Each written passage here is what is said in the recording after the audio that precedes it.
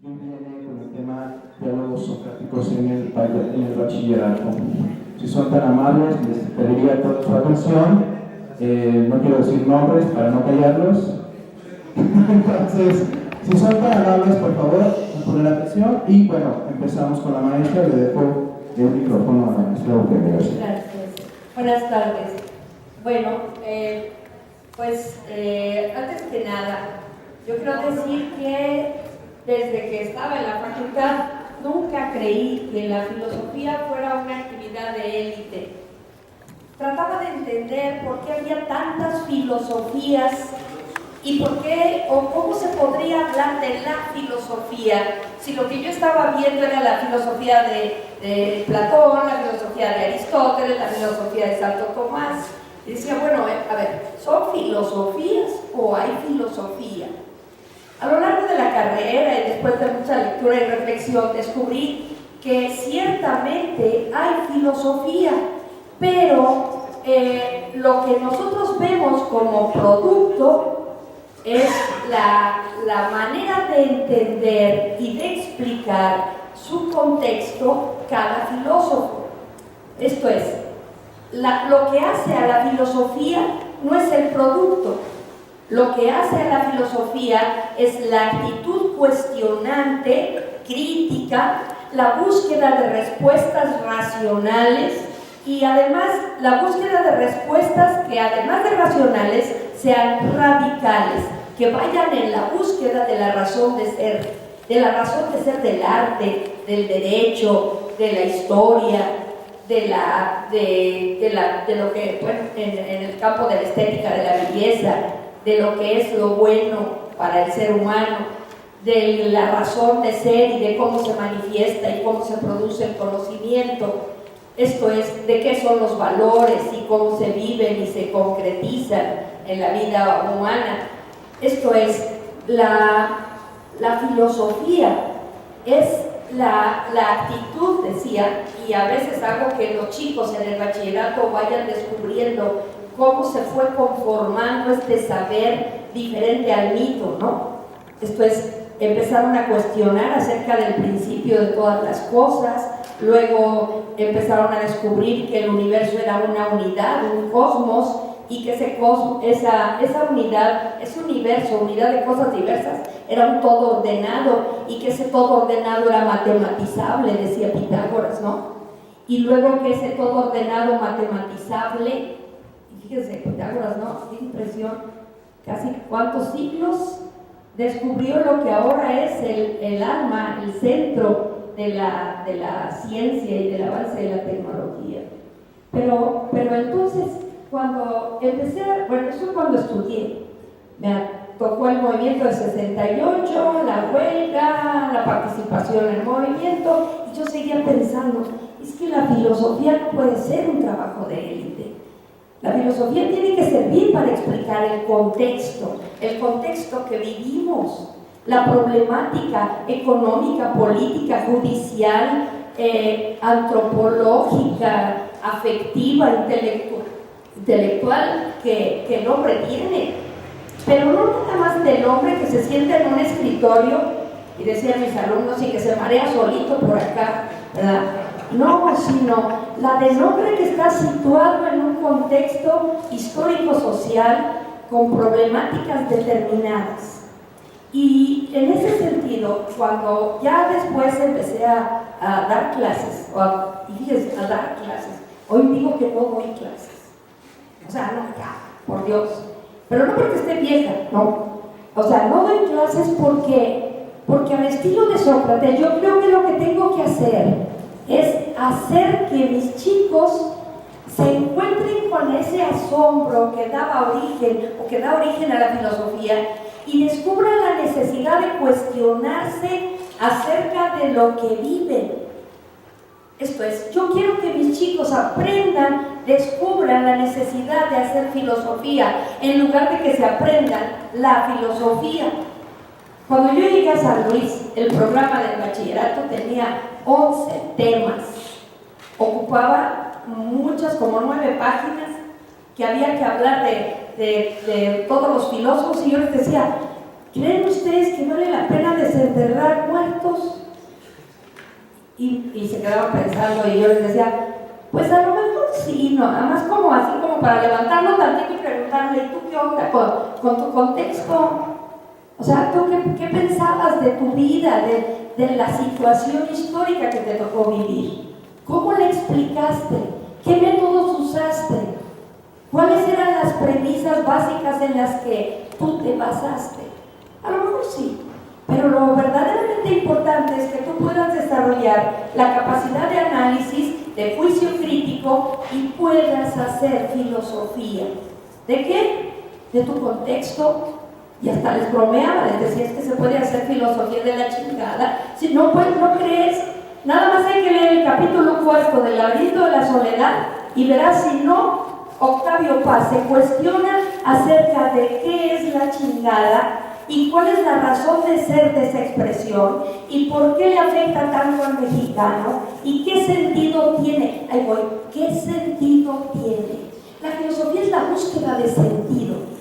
¿De sentido de qué? ¿De sentido a qué? Pues a la vida, a la muerte, a las leyes, al arte, a la historia, al derecho. O sea, ¿para qué? El para qué de las cosas. Yo creo que de mis alumnos, ya tampoco me gusta decirles alumnos, sí, lumen, luz. Y entonces son los pobres apagados que se van a enriquecer por mi sabiduría. No, porque lo que voy a hacer es ayudarles a descubrir su propia riqueza, su propia capacidad de análisis, su propia capacidad incluso de síntesis, ¿verdad? La aplicación del juicio crítico sobre las situaciones que les toca vivir.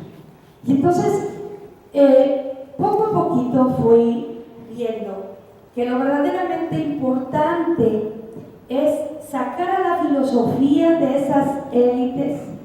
A lo mejor desenterrar uno que otro muerto para ver cómo le hizo, pero lo verdaderamente importante, en un año de filosofía que se les da en el bachillerato, en un año que se les da de ética, ya se quitó la lógica. Entonces, aprovechar lo más posible para hacer de la gente un individuo que sea sujeto de la historia porque la entiende, porque encuentra el sentido de las cosas, porque yo sí veo que la filosofía es de manera dialéctica un intento de explicación de la realidad, y de ahí tiene de dos: o se convierte en la justificación de un estado de cosas, o se convierte en un factor de cambio. Justificación de un estado de cosas, vean la filosofía de la Edad Media, justifica el contexto que le dio origen, y que la filosofía sirve, en la mañana decía la doctora, no sirve, ¿verdad? No, que la filosofía te permite entender y explicar este estado de cosas para proponer nuevas alternativas.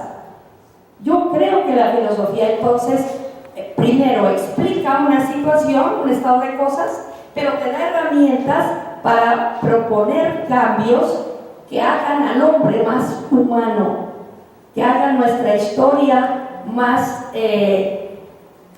más humanizante, vamos a decirlo así. Entonces la filosofía explica y se convierte en instrumento. Vean a Hidalgo, ¿para qué le sirvió la filosofía de la Ilustración? O sea, ahí, leyendo aquello, se dio cuenta de que había que buscar nuevas alternativas para América Latina. Entonces, pensando en esto, yo decía, ¿cómo les hago ver a estas personas, a mis compañeros, que el método socrático funciona en el bachillerato en este sentido? O sea, como un instrumento de análisis del contexto real y como una posibilidad de ofrecer alternativas y propuestas para hacer de este mundo algo más humanizable y al hombre, más ser humano. Entonces vamos a empezar viendo unos videos cortitos.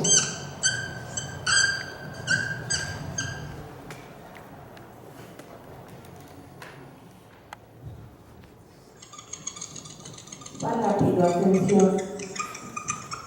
Todos los países del mundo en estos momentos Están reformando la educación pública. Existen dos razones para ello. La primera es económica. La gente está intentando resolver cómo podemos educar a nuestros niños para que ocupen su lugar en la economía del siglo XXI. ¿Cómo hacemos eso? Si ni siquiera podemos anticipar cómo será la economía al final de la próxima semana, como esta reciente crisis lo está demostrando. ¿Cómo hacemos eso? La segunda razón es cultural. Todos los países del mundo están intentando resolver cómo podemos educar a nuestros niños para que tengan sentido de identidad cultural, para poder legarles los genes culturales de nuestras comunidades y a la vez formar parte del proceso de globalización. ¿Cómo cuadramos ese círculo? El problema es que están intentando enfrentarse al futuro a base de hacer lo mismo que en el pasado, y en el proceso están alineando a millones de niños que no ven ninguna utilidad en asistir a la escuela. Cuando nosotros íbamos al colegio nos retenían allí con la historia de que si trabajábamos mucho y sacábamos buenas notas y luego estudiábamos un título universitario tendríamos un trabajo. Nuestros hijos no se creen eso. Y hacen bien, por cierto. Es mejor tener una titulación que no tenerla, pero ya no es ninguna garantía.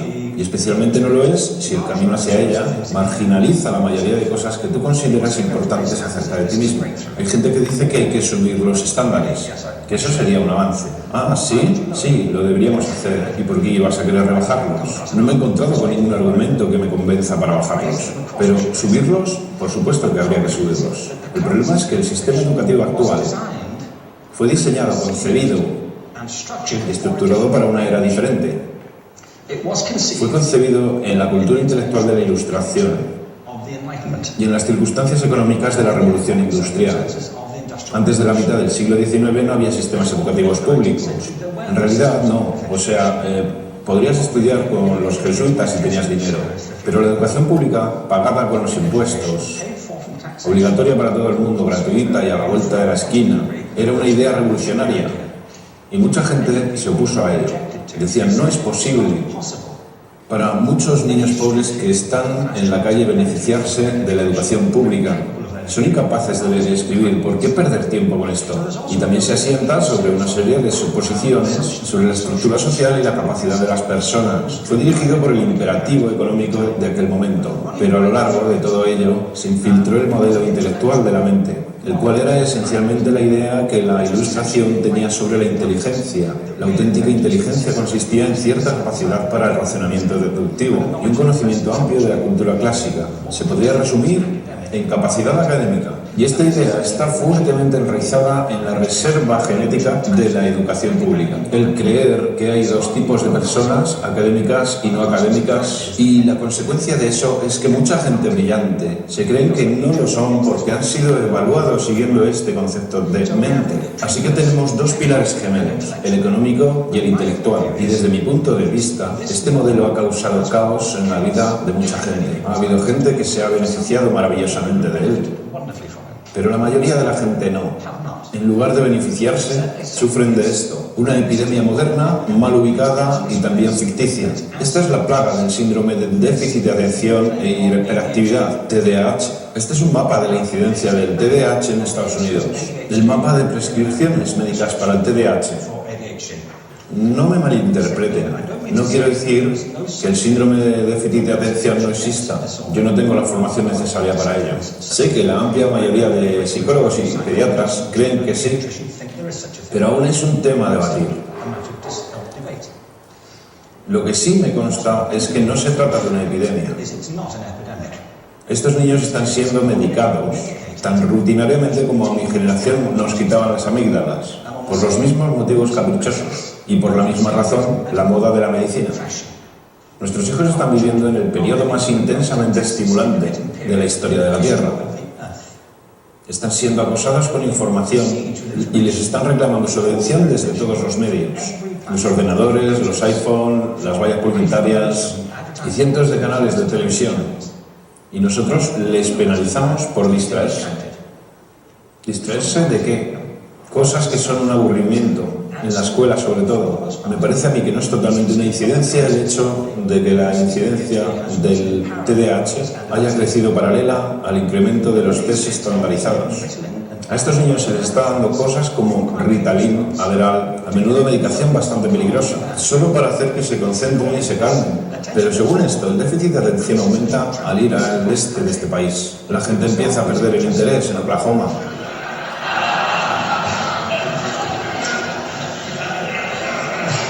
Ya casi no pueden pensar en Arkansas. Y para cuando llegan a Washington, lo han perdido completamente. Y hay distintas razones para ello. Es una epidemia ficticia. Si lo piensas, las artes, y no quiero decir que sea exclusivo de las artes, creo que también es cierto para las ciencias y para las matemáticas, pero permítanme hablar en particular de las artes, porque ellas son las víctimas de esta mentalidad en especial. Las artes tratan especialmente la idea de experiencia estética. Una experiencia estética es una en la que tus sentidos están funcionando a su máxima capacidad. Cuando te hallas presente en el momento actual, cuando vibras con la emoción de lo que estás experimentando, cuando estás plenamente vivo. Y la estética es cuando cierras tus sentidos y te atontas ante lo que está sucediendo. Y muchos de estos medicamentos hacen eso. Estamos haciendo pasar a nuestros hijos por el sistema educativo a base de anestesiarlos. Y yo creo que deberíamos estar haciendo exactamente lo contrario. No deberíamos adormilarlos, sino despertarlos para que vean lo que sucede en su interior. Pero el modelo que tenemos es este. Yo creo que tenemos un sistema educativo modelado del interés de la industria a su imagen y semejanza. Les daré un par de ejemplos. Las escuelas aún están organizadas como si fueran fábricas. Tienen timbres que suenan, instalaciones separadas, están especializadas por asignaturas. Aún educamos a los niños por lotes, les hacemos pasar por el sistema según su grupo de edad. ¿Por qué hacemos eso? ¿Por qué suponemos que lo más importante que los niños tienen en común es su edad? Parece como si lo más importante de ellos fuese su fecha de fabricación, ¿no? Bueno, yo conozco niños que son mucho mejores que otros niños de su edad en distintas disciplinas, o en diferentes momentos del día, o que son mejores en grupos pequeños, o en grupos grandes, o que simplemente trabajan mejor solos. Si te interesa el modelo de aprendizaje, no puedes empezar con esta mentalidad de cadena de montaje. Se trata esencialmente de una conformidad. Cuando ves el incremento de los exámenes estandarizados y de los currículos estandarizados, todo se basa en la estandarización. Yo creo que tenemos que ir justamente en la dirección opuesta. Esto es lo que quiero decir cuando hablo de cambiar el paradigma. Hay un estudio estupendo que se ha hecho recientemente acerca del pensamiento divergente. El pensamiento divergente no es lo mismo que la creatividad. Yo defino la creatividad como el proceso de tener ideas originales que tengan valor. El pensamiento divergente no es sinónimo de creatividad, pero es un componente esencial de la misma. Es la capacidad de ver montones de respuestas posibles a una cuestión, montones de maneras diferentes de interpretar una cuestión, pensar lateralmente, como lo llamó Edward de Bono, no pensar solamente de manera lineal o convergente. Soy capaz de ver múltiples respuestas y no solo una. Así que yo diseñé un test para esto y voy a inventar un ejemplo. A la gente se le puede preguntar cuántos usos se le ocurren para un clip. A la mayoría se les ocurren unos 10 o 15. A la gente que se le da bien se le pueden ocurrir 200. Y lo hacen porque preguntan, ¿el clip podría estar hecho de goma y medir 60 metros? ¿Tiene que ser un clip tal como lo conocemos? Bueno, pues diseñé el test y lo probé con 1.500 personas. En un libro titulado Más allá del punto de ruptura, y en el protocolo del test, si superabas una puntuación determinada, se te consideraba un genio del pensamiento divergente. Así que quiero preguntarles, ¿qué porcentaje de la gente que hizo el test puntuó como genio en pensamiento divergente? Y debo decir una cosa más acerca de ellos. Eran niños de jardín de infancia. Así que, ¿qué opináis? ¿Qué porcentaje de genios?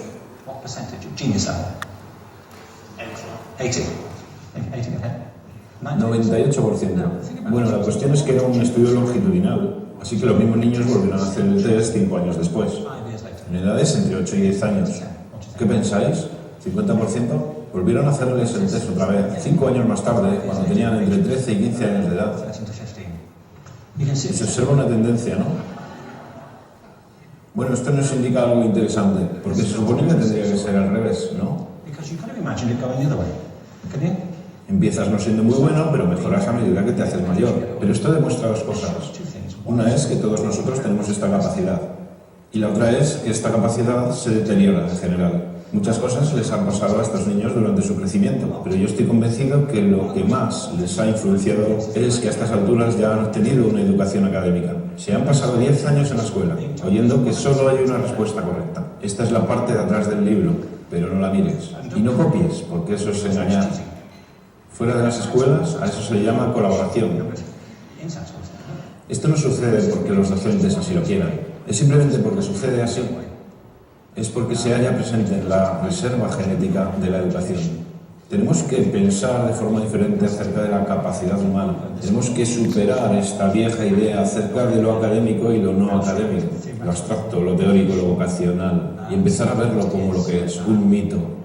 En segundo lugar, tengo que reconocer que la mayor parte de las veces el buen aprendizaje se da en grupos y que la colaboración es lo que alimenta el crecimiento. Si atomizamos a las personas, las separamos y los juzgamos por separado, formamos una especie de desconexión entre ellos y su ambiente de aprendizaje natural. Y en tercer lugar, un asunto importante es la cultura de nuestras instituciones, los hábitos de estas instituciones y los hábitats que ocupan.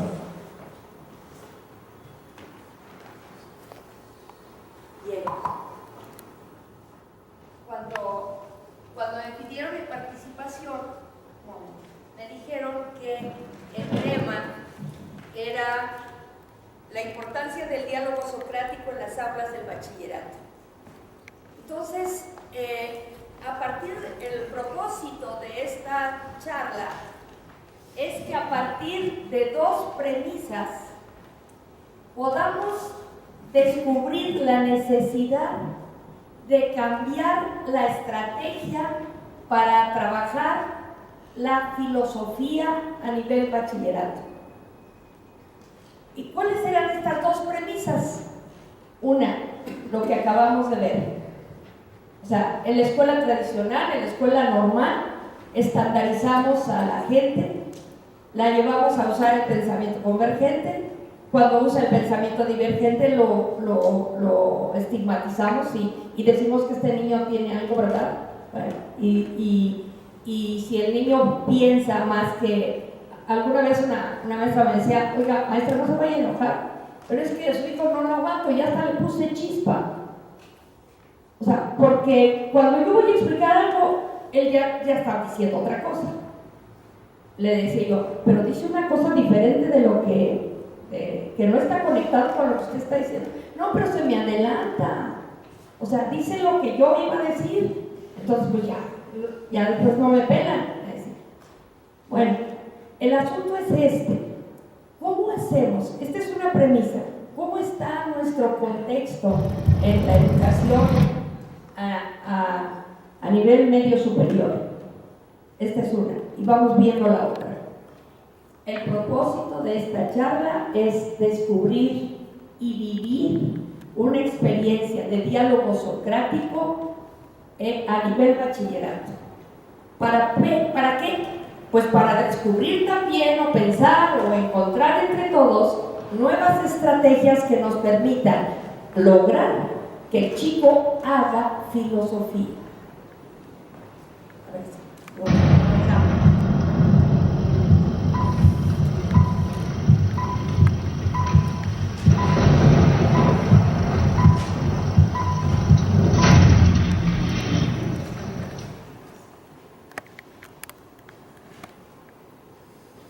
En el mundo contemporáneo y globalizado, los modelos de producción, los cambios socioculturales, así como el acontecer diario, exigen un modelo educativo que forme individuos con las habilidades que la sociedad moderna demanda.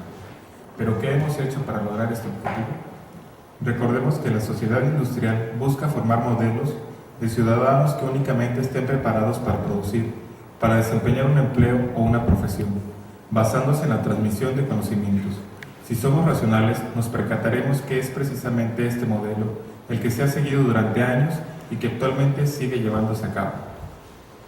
En la década de los 70 se genera, con el avance tecnológico, la sociedad de la información que no busca crear modelos de personas para el desarrollo del empleo, sino que prioriza el dominio de habilidades.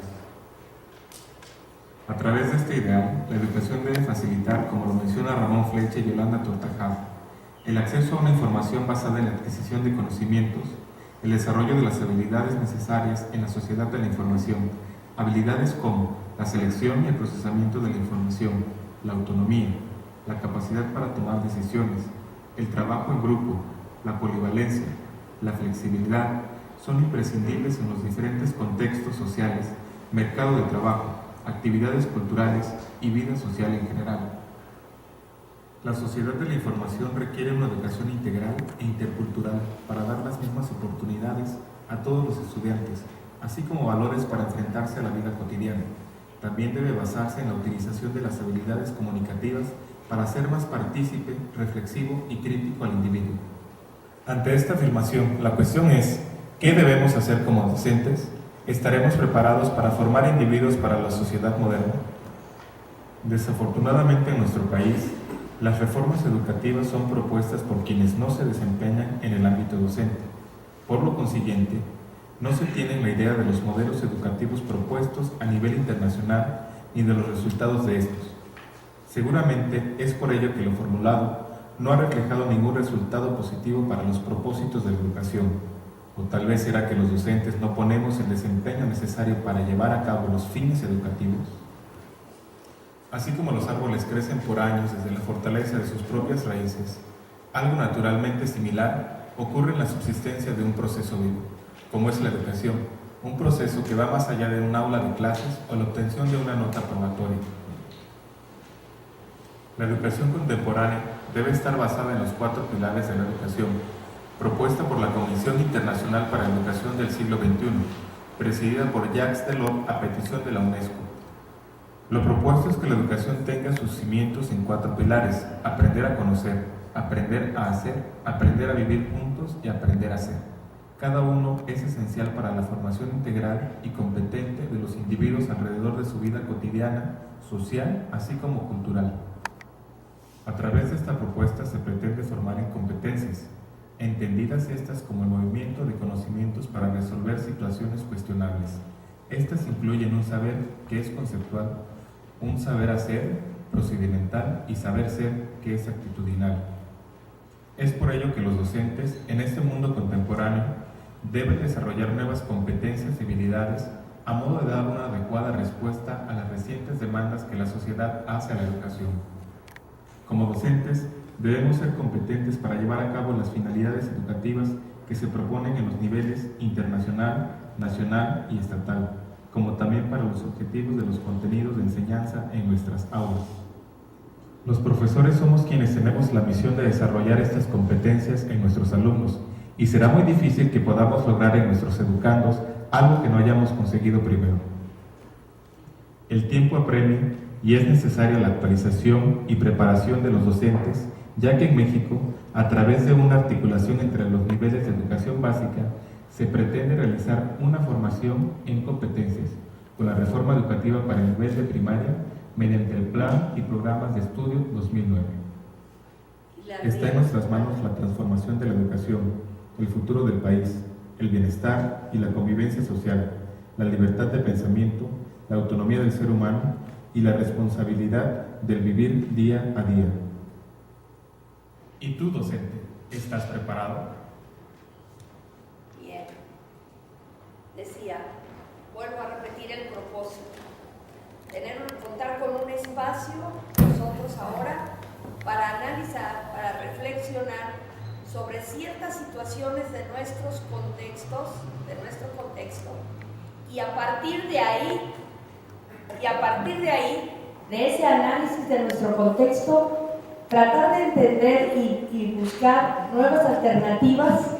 Entre ellas, lo que quiero probarles es que el método socrático sigue funcionando, ¿verdad? Y que justamente es la estrategia adecuada que nos permite ayudar a que el joven saque, junto con un trabajo dialógico, trabajando con otros pares, con sus compañeros, nuevos conocimientos, nuevas propuestas, y que use su pensamiento divergente, que se salga del esquema y de los estándares que a veces la educación formal nos impone. Entonces, hay 2 premisas. La otra premisa también que vamos a considerar es que hoy en día en México estamos trabajando ya o intentando trabajar un modelo de educación por competencias. y que en ese modelo de educación por competencias el muchacho tiene que manejar ciertos saberes, son básicos. O sea, el muchacho tiene que saber conceptualizar. Pero no solo eso, tiene que saber usar lo que sabe. Esto es desarrollar habilidades que no solamente son cognitivas, la habilidad de definir, la habilidad de clasificar, la habilidad de dividir, la habilidad de analizar, la habilidad de sintetizar. Todas estas son habilidades cognitivas. Pero el chico no es un cerebro en una bolsa de plástico. El chico es un ser humano y entonces va a desarrollar también habilidades de inserción social. O sea, tiene que ser respetuoso, tiene que ser responsable con las cosas, y esto también se convierte en actitudes. Hace años yo a veces me reía en las escuelas cuando decían: es que vamos a trabajar valores, esta semana vamos a trabajar responsabilidad. Pero nunca le decían al chico en qué consiste la responsabilidad, ni le permitían, y se hacían carteles y cosas, pero la única manera de concretizar un valor es en actitudes que se vean, en actitudes que se vivan. Yo sé que él es una persona, yo sé que tiene la verdad, ¿tiene la verdad? No, nadie tiene la verdad. Bueno, yo sé que él dice la verdad porque lo veo que es una persona veraz, lo escucho, lo conozco, nunca le he descubierto una mentira, entonces digo, él es veraz, ¿verdad? Que aquel compañero es honesto, bueno, a través de su actitud. La honestidad se concretiza en actitudes. Bueno, entonces, el chico tiene que manejar ciertos saberes, tiene que usar esos saberes para hacer más, para construir más conocimiento. Lo del constructivismo que nos vienen recitando en las reformas, a ver, que el muchacho construye el conocimiento. Y entonces que lo paramos ahí atrás de una puerta y le decimos: así como Newton vio caer una manzana y sacó la ley de la gravedad, a ver qué te inventas. No, porque el conocimiento es una cadena en donde tienes que partir de conocimientos previos y a partir de ahí déjalo que piense, enséñale a hacer analogías, dile cómo se hace un análisis. Yo les digo a los muchachos: van a hacer un análisis de una película, y no les digo qué es un análisis. Entonces lo que me traen no es un análisis, pero cuando les digo que el análisis consiste en dividir el todo en sus partes y considerar una por una para después hacer la síntesis e integrar, y entonces manejo todo el proceso, ¿verdad? Entonces el muchacho ahora sí ya sabe: entonces en la película puedo analizar la música, sí, el movimiento de cámaras también, el papel del director también, el guión también. Entonces ahora sí, estás descomponiendo el todo en sus partes. Les pedimos a los muchachos que hagan un ensayo y nunca les decimos cómo se hace o se arma ese producto. A lo mejor sí, en taller de lectura y redacción o en las materias de español, pero cuando en física le piden que haga un ensayo, o en filosofía un ensayo argumentativo, ¿qué le dice al muchacho eso?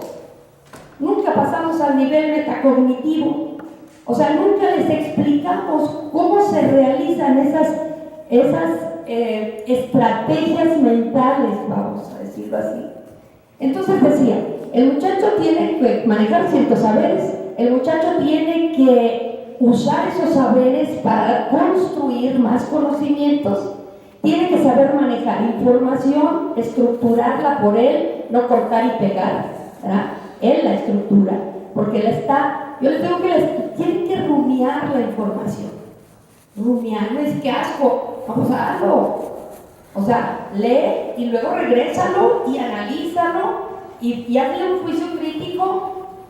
Pero sí, lo digo, y ellos están ahí, pero ¿cómo hago que lo hagan? Entonces, el asunto es, nosotros ahorita vamos a acomodarnos en equipo de 6 y cada equipo va a analizar uno de estos temas. Tienen máximo 10 minutos para hacerlo. Los temas son, aquí este equipo, vamos solamente a voltear sus sillas para hacer un equipo en una mesa. Aquí, democracia y derechos humanos. Acá, globalización y multiculturalidad. Acá, a ver, acá, educación ambiental para el desarrollo sustentable. Acá, bioética. Acá, ciencia y tecnología. Y aquí, la información y los medios. Ajá. ¿Te unes acá? Con información y medios. Ajá. Ahora, a ver. Si no defino la tarea, no funciona, ¿verdad? Bueno. En 5 minutos, a ver, dialogar y discutir acerca de cuáles son las implicaciones morales que se dan en ese ámbito de la acción humana.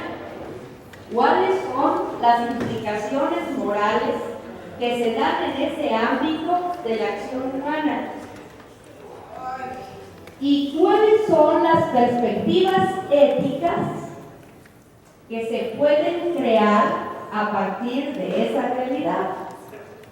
Atendiendo a que en la mañana nos definieron muy claramente qué es la moral y qué es la ética. A ver, les voy a ayudar. Que pueden surgir en ese ámbito. A ver, les voy a ayudar. La moral es un hecho es una realidad social que está constituida por normas, comportamientos, acciones y juicios de valor. Como un ejemplo, no robar, norma. Roba es un acto. Y hago el juicio de valor diciendo que el robo, lo que ella hizo, es malo. La moral tiene esos 3 planos: un plano normativo, un plano fáctico y un plano valorativo. Esa es la moral. ¿La moral cambia de acuerdo con los contextos históricos sociales? Sí. ¿La moral cambia con el tiempo? Sí. ¿La moral cambia con el diferente país en el que estemos? También.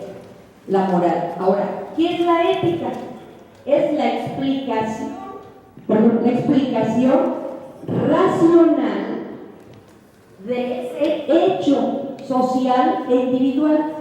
La moral tiene la situación, pues, de que es social, porque las normas ya están impuestas cuando nosotros nacimos, y es individual porque nos toca a nosotros decidir si cumplimos o no cumplimos la norma. O sea, la moral es un hecho social y la ética es la explicación racional y radical de que, pues, la moral. Por eso a la ética le compete explicar qué clase de normas son las normas morales, qué clase de juicios son los juicios de valor morales, que una norma moral no es igual a una norma jurídica, y qué clase de actos son los actos. Ahora, ¿qué les estoy pidiendo? A ustedes les tocó democracia y derechos humanos. ¿Hay implicaciones morales en ese ámbito de nuestro contexto? Pues sí, están matando periodistas. ¿Hay una implicación moral ahí? Sí, se está agrediendo la dignidad humana. En la democracia, ¿hay implicaciones morales? Sí, hay corrupción, hay tranzas, hay manipulación. Esas son implicaciones morales. ¿Qué perspectiva ética podemos proponer aquí? Pues, ante esa situación moral que se da en el contexto, ¿qué se podría hacer? ¿Qué se podría hacer para acabar con la corrupción, para que la democracia no fuera manipulación? O sea, esa es la perspectiva ética. Tratar de salir de lo malo que se está dando en el ámbito moral para llegar a una perspectiva ética. En educación ambiental y desarrollo sustentable, ahí también hay muchas situaciones inmorales, vamos a decir así, y se puede pensar en una perspectiva ética. ¿Saben? En Entonces, tienen máximo 10 minutos para dialogar entre ustedes al respecto.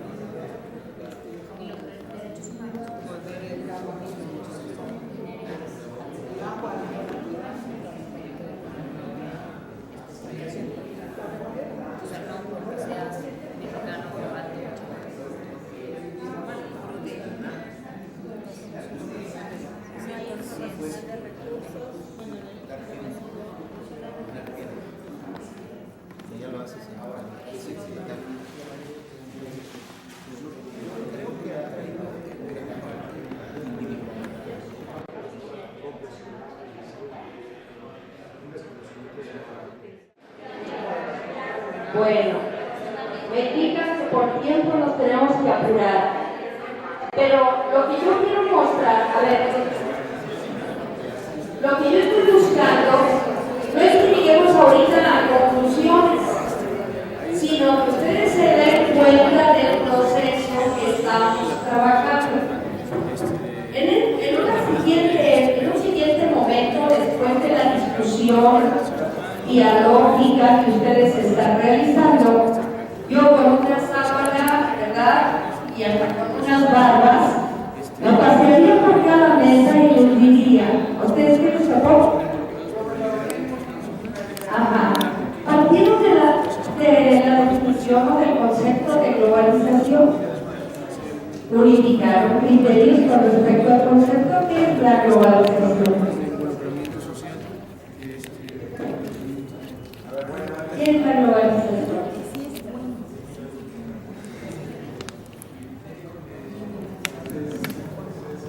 Es un proceso biológico. Por ejemplo,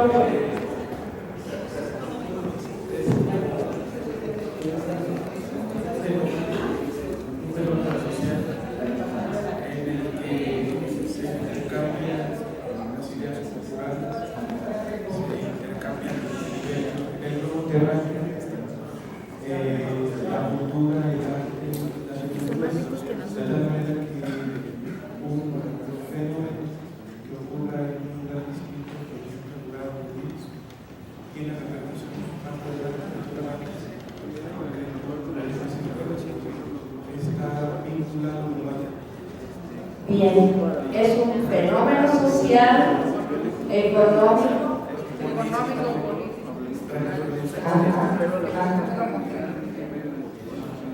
bien, yo quería hacer hincapié en que si vamos a discutir de un tema, democracia, derechos humanos, globalización y multiculturalismo, educación ambiental para el desarrollo sustentable, lo primero que tenemos que hacer, que estamos trabajando en grupo, es ponernos de acuerdo en el concepto.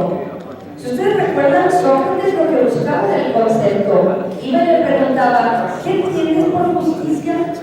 Y entonces el interlocutor contesta, y entonces Sócrates le decía, pero no es suficientemente claro ese concepto. Y entonces ella ya completó, ¿verdad? Dijo, es un fenómeno social, sí, pero político, económico, cultural. Ah, muy bien, porque el conocimiento se construye y ustedes lo están construyendo a partir de compartir una serie de experiencias. Entonces, yo, Sócrates, me acerco a cada equipo y le digo, ¿cómo va el concepto sobre el cual estás trabajando? ¿Tienen un concepto claro de lo que es bioética? ¿Cuál es su función social? Una vez que me dan la respuesta, generalmente una vez que me dan la respuesta, los vuelvo a cuestionar. Porque a veces en ese compartir, pues a veces no queda completo como estaba ya.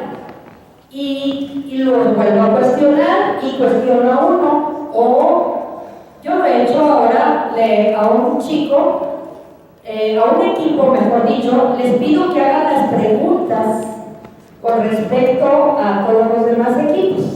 Y entonces se enredan una sábana, quién sabe, en su casa, ¿verdad? Y van pasando por los equipos haciéndoles preguntas, cuestionándoles acerca de la estrategia cognitiva que están empleando. Sócrates buscaba el concepto. Le preguntaba, ¿y qué es la justicia? Y le contestaba. Y luego Sócrates volvía a cuestionar. Y luego otra vez le contestaba y decía, no es suficientemente claro. Yo pensaba decir, sí, a ver, en la democracia es el gobierno del pueblo, para el pueblo y por el pueblo. Bueno, ¿y qué se entiende por eso? Y te cuestiono, y te vuelvo a cuestionar. Si esas preguntas ya las llevamos hechas, o la elabora ese equipo de chicos, y van pasando por los equipos, preguntándoles a los demás, estamos actuando como, y hasta los hago disfrazarse. O sea, es parte de su calificación traer su sábana blanca y sus barbas, ¿verdad? Y entonces van pasando en las mesas y van cuestionando, porque hay una cosa.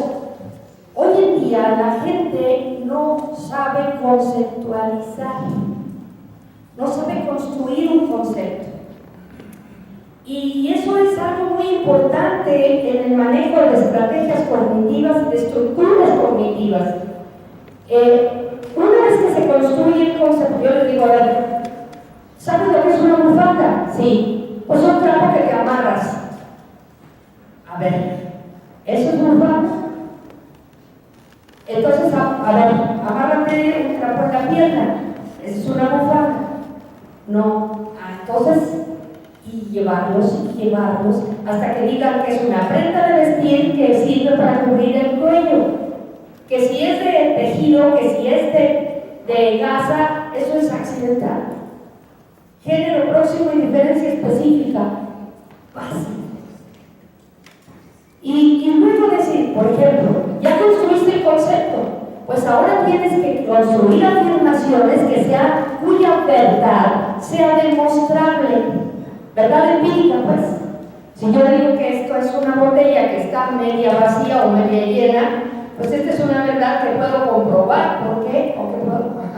Pero también hay otro tipo de verdades que no son empíricas, son formales. Pero bueno, eso más adelante y no lo voy a entender ahorita.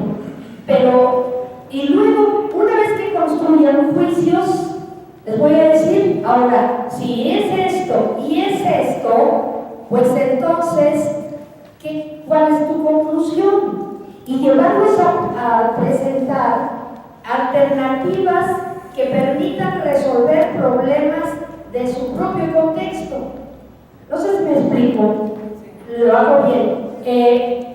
Dijimos que la competencia es manejar saberes, también saber hacer, saber pensar, saber discutir, saber conceptualizar, saber hacer un mapa conceptual, saber hacer una analogía, un cuadro comparativo, ¿verdad?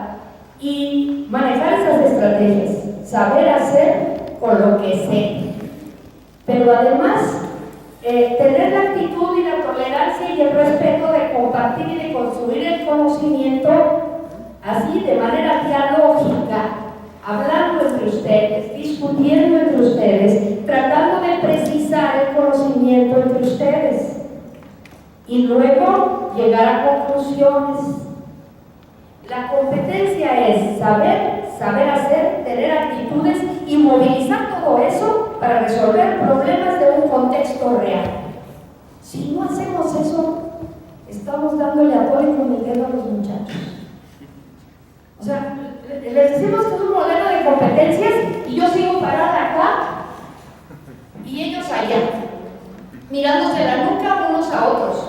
Salones cuadrados para mentes cuadradas. ¿Y cuándo movilizan sus conocimientos? ¿Y cuándo construyen otros a partir de su experiencia con pares, con otros? ¿Cuándo se ven en la necesidad de consultar bibliografía? A veces les digo, aunque en la escuela está prohibido, saca tu celular, búscalo en internet, órale, aquí, que nadie nos vea, sácalo. Y ahora en cada mesa sacan un celular y ahí están buscándole. No, pues fíjense que aquí dice que esto y aquí dice que el otro y sácale porque tenemos 50 minutos. Y entonces los muchachos están apurados buscando información. ¿Y tú qué piensas? Y el otro. Y ya, se acaba la clase y se quedan picadísimos. A veces nos vamos al patio. O sea, Sócrates está vivo. El asunto es que nosotros lo hagamos una realidad para que de verdad el muchacho aprenda a hacer filosofía. Y luego, como Víctor, se va a hacer cafés filosóficos. Esto es, porque este método sirve para analizar nuestra realidad política. Este método sirve para analizar por qué mi pareja está tronando, carajo. Nunca nos pusimos de acuerdo que era el amor. Para él el amor es usarme. Y para mí el amor es darme. Sí, pero el día que me doy cuenta que me están usando, entonces ya, perdón, mi madre, ¿no? Pues ya no. Y entonces, ¿qué? Pues resulta que si no nos ponemos de acuerdo en el concepto de amor, en el concepto de libertad, para discutir con mi mamá, o sea, mi mamá dice, no eres libre porque aquí yo te pago. Pero yo digo, es que sí soy libre, porque tengo capacidad de juicio, soy consciente y me hago responsable de las consecuencias de mis acciones. Pero mi mamá sigue diciendo que no soy libre, pues dice el adolescente. Si no se pone de acuerdo con su mamá, a ver, ¿qué entiendes tú por libertad? ¿Y qué entiendo yo por libertad? Y partimos de aclarar el concepto antes de desarrollar una serie de disquisiciones, ¿verdad? Pues entonces estamos perdiendo el tiempo. La filosofía puede ser un instrumento de análisis. La filosofía debe salir de las aulas y de la posición académica y elitista de unos cuantos que tuvieron acceso a una universidad. La filosofía es un instrumento para situarme en la vida y encontrarle sentido a lo que hago. Así sea vender tacos, por Dios. Pero el asunto es que los primeros que tenemos que estar convencidos de eso somos los académicos o los que nos quisimos ver como académicos en una época, ¿no? Con el librito bajo el brazo y desenterrando huertos durante 6 meses. O sea, y el muchacho sabe mucho de Heidegger y de Marx y de Kant y de ¿eso qué? ¿Qué significa para ellos en su vida? Nada. Yo he visto mucha gente que se llevó sus cursos de lógica, que además, hay mucha gente que, voy a decir, que maneja filosofía y no es profesional de la filosofía. Se improvisa con un manualito y se lo carga bajo el brazo y ahí va. Y lo único que hace es desacreditar esta actividad que es pues una de las actividades que más nos hace ser humanos. La capacidad de racionalizar la realidad, de ubicarme en ella y de hacer lo que tenga que hacer para transformarla y hacer este mundo más humano. Pues estoy terminando porque el tiempo ya se acaba, pero Sócrates puede servir. La experiencia de Sócrates nos puede ayudar a, pues no solamente a analizar la realidad, también a transformarla. Gracias.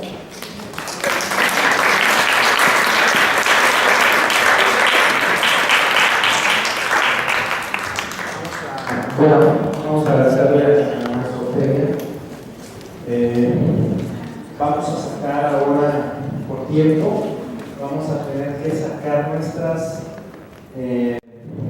otra vez vamos a cargar nuestra silla. No tenemos servicio de cargadores de silla, así que les pido una disculpa. Hacia aquí a la terraza, donde está el escritorio. ¿Miren?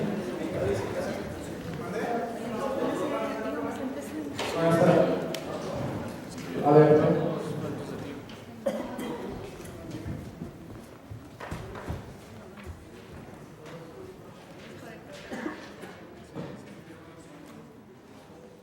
Entonces, si les solicito que salgan, por favor, ahora sí. Ya me llaman a